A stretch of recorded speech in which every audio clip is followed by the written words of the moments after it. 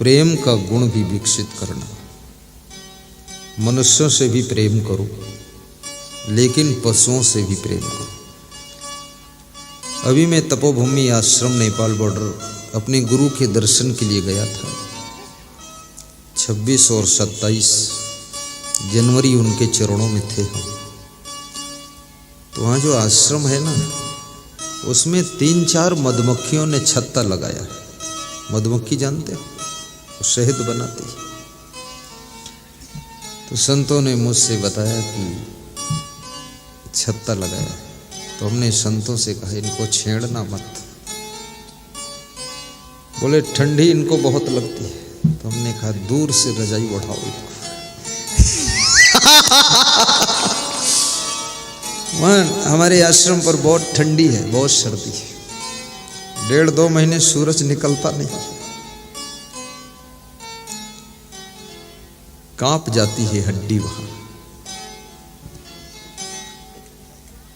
मैंने कहा मधुमक्खियों को भी रहने दो, इनसे भी प्रेम है। मनुष्य धरती का सर्वश्रेष्ठ प्राणी है।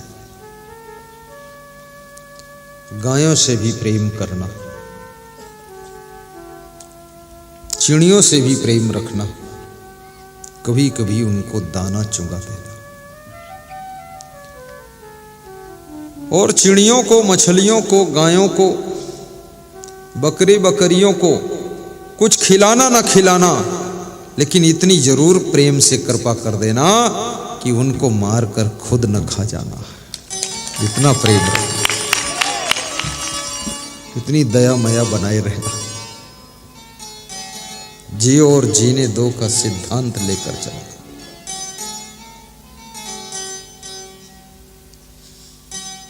परिस्थितियों के साथ में तालमेल बिठाना। जीव मत मारो बापूरा, सबका एक ही प्राण। हत्या कबहु न छूटी है, जो कोटिन सुनो पुराण। जीव दया और आत्म पूजा, कहें कबीर धर्म नहीं दूजा।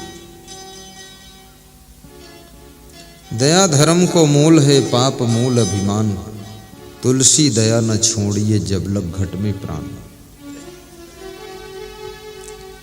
नच धर्मो दया समा। चाणक्य कहते हैं दया के समान कोई धर्म नहीं। धर्मो मित्रम मृतस्य चा। और मृत्यु के समय तुम्हारा मित्र यदि कोई है तो धर्म है। तुलसीदास कहते हैं परहित सरिस धर्म नहीं भाई। परोपकार से बड़ा कोई धर्म नहीं। स्वार्थ के लिए तो पशु पक्षी, कीड़े मकोड़े, चिड़ियां सब जी रहे हैं, लेकिन थोड़ा परमार्थ के लिए, लोकार्थ के लिए, सेवार्थ के लिए, धर्मार्थ के लिए जो जिंदगी जिए, उसी का नाम इंसान होता है। उसी का नाम इंसान होता है। जय। किसी के काम जो आए उसे इंसान कहते हैं। पराया दर्द अपनाए उसे भगवान कहते हैं। किसी के काम जो आए उसे इंसान कहते हैं। गाइए। किसी के काम जो आए, गाइए। उसे इंसान कहते हैं। जिसको मिट्टी कहते हो, मिट्टी भी हमें अन्न देती है, उसे फल देती है, हरियाली देती है। मिट्टी दर्द भी हमारी सेवा करती है। और ये मिट्टी से बना हुआ पुतला, ये अगर किसी की सेवा न कर सका तो मिट्टी से गए गुजरे हो। आखिर तो मिट्टी में मिलना ही है, और मिट्टी भी सेवा कर रही है। और मिट्टी से बना पुतला यदि किसी की सेवा न कर सका तो ये मनुष्य जीवन पाना व्यर्थ हो गया। किसी के काम जो आए उसे इंसान कहते हैं।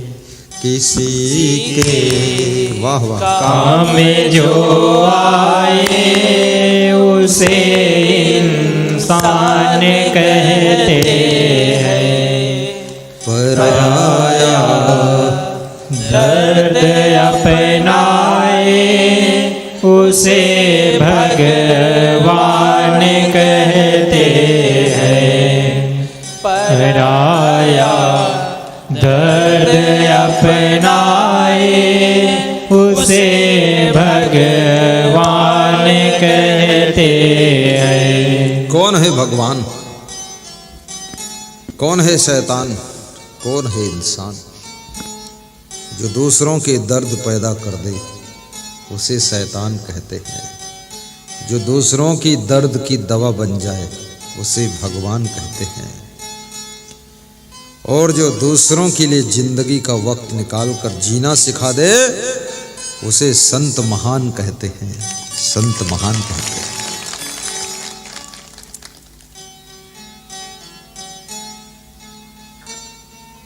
जिसके घर में बुजुर्गों का आदर होता है,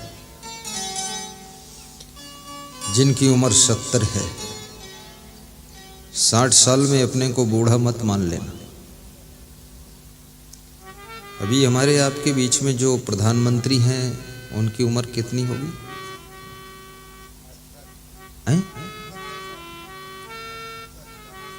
चलो अपन अपनी उम्र तो मालूम नहीं, उसकी उम्र क्या पता कितनी, लेकिन जो भी हो 70, 72, 73, पर वो तो पूरे देश को भी संभाल रहे। तुम कैसे मान लेते हो कि 60 साल में मैं बूढ़ा हो गया, टेढ़े टेढ़े चलने लग जाते हो, झुके झुके चलते हो? 70 साल तक तुम बूढ़े नहीं हो। अरे कितने नेताओं ने 70-75 साल में तो शादी किया है, तुम कैसे बूढ़े मानते हो?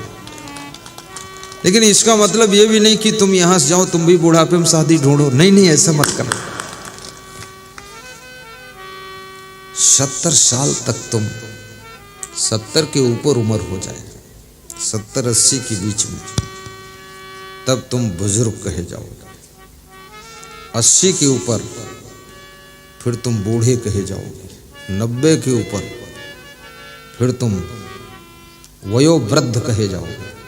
100 के ऊपर फिर तुम जर्जर कहे जाओगे। जैसे मकान जर्जर हो जाता है, फिर जर्जर, न जाने कब ये मकान गिर जाए। तो बुजुर्गों को एक बात का ध्यान रखना चाहिए। देखो, ये श्लोक पढ़ना न पढ़ना, रामायण की चौपाई नज़र कम है, मत पढ़ो, लेकिन ये बात जो बताने जा रहा हूँ इसको याद रखना। कभी कभी अपने बेटे की प्रशंसा कर देना, धन्यवाद दे देना कि बेटा धन्य हो तुम। और कभी कभी यदि तुम सास ससुर हो तो अपनी बहू को धन्यवाद दे देना कि बहू लाड़ी धन्य हो तुम, जो मुझे बुढ़ापे में देवी के रूप में मिली हो। तूने मेरे घर को मंदिर बना दिया, अब ये घर भी तेरा है और मैं भी तेरी हूँ और तू भी मेरी है और मेरा बेटा भी तेरा है, तेरा ही तेरा है, अब मेरा कुछ नहीं है। ऐसे बोल देना। और बहू से ये भी कह देना, तेरे माँ बाप धन्य हैं जिन्होंने तुझे जन्म दिया। जिस बेटी के माँ बाप की तुम प्रशंसा करते हो, बेटी खुश हो जाती, गदगद हो जाती, फिर वो तुम्हारी सेवा करेगी। थोड़ा कभी कभी प्रशंसा कर दे, रोज नहीं, कभी कभी। जब देखना थोड़ा स्पीड कम होने लगी तब प्रशंसा का इंजेक्शन मार देना।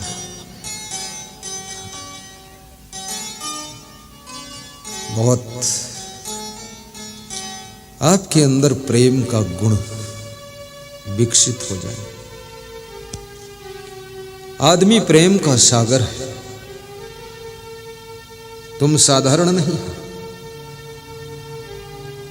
कुत्ते से भी प्रेम मनुष्य करता है, बिल्ली से प्रेम करता है, जानवरों से प्रेम करता है, फूल पौधों से प्रेम करता है। आखिर प्रेम के सागर ना होते तो इतना सबसे प्रेम कैसे करते? और तुम सबसे प्रेम कर लेते हो। याद रखना, कुत्ते, बिल्ली, जानवर, पशु, पक्षी, पेड़ पौधों सबसे प्रेम करोगे, प्रसन्नता मिलेगी। लेकिन जिस दिन तुम अपने परिवार से प्रेम करोगे, माँ बाप से प्रेम करोगे, सास ससुर से प्रेम करोगे और पति पत्नी प्रेम से रहोगे, बच्चों के साथ प्रेम करोगे, उस दिन तुमको महासुख की प्राप्ति हो जाएगी। उनसे भी प्रेम करो। कितने लोगों को देखो ना, अपनी पत्नी से मिलते हैं तो नाराज होकर मिलते हैं, गुस्सा में बात करते हैं, और दूसरे की पत्नी से मिलते हैं तो ऐसे मुस्कुराते जैसे इंद्रलोक से आए हुए इंद्र कुमार। ये क्या रूप है तुम्हारा? जिसने अपना जीवन तुम्हारे लिए न्यौछावर किया है, उससे भी थोड़ा मुस्कुरा कर बोलो, प्रेम कर दो।